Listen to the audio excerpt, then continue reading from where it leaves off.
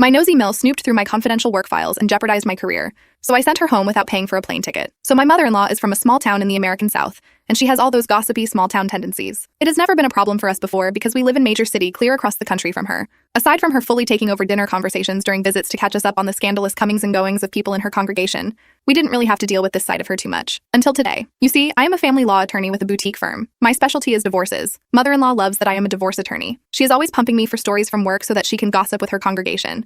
And rarely I do throw her a bone. Never with specifics, all within my ethnical boundaries. For example, I'll tell her, my client has 5 kids but only wants custody of 3. I don't elaborate and just let her feign absolute shock over someone not loving their children equally. My mother-in-law recently came to town for my husband's birthday, and that's how this whole nightmare started. We flew her in because it was a nice thing to do, and up until today I was fond of her. She's staying with us, and she is always insistent on cleaning my home. She's never snooped before, so it doesn't bother me. But I do very firmly tell her that we have a housekeeper and to just enjoy her vacation. Today I worked from home as I often do when I have no meetings. I was in my home office slaving away on one of my more juicy cases, and I took a break to shower and get ready to take mother-in-law out to lunch. My husband was at work, so it was just us two. I figured we would grab some salads and do some window shopping. What could go wrong? Immediately after the iced teas were served, mother-in-law says, "So whatever happened to Mr. and Mrs. Smith's kids? Did she get custody or were they destroyed?" She then proceeds to mention odd specifics she could have never known. I literally snorted my tea when she said this. It went everywhere. I looked like the Bellagio fountain. Mother-in-law had the audacity to go through my case files, my confidential case files, and read the facts while I was in the shower.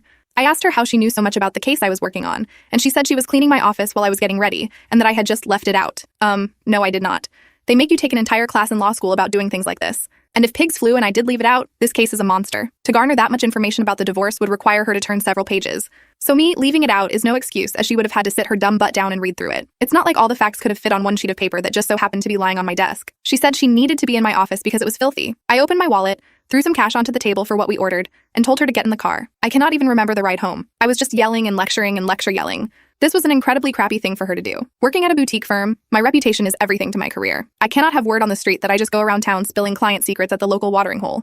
She can very well ruin my budding career by doing this. I think I threatened to sue her if she blabbed about this case. I definitely threatened to tell her son what an imbecile his mother is. I threatened to never have her in our home again. It doesn't matter because as soon as we got home, I told her to pack her things or I'll have her arrested for trespassing. And then I called her an Uber and listed the address on my app as the airport. I didn't even pay for her plane ticket.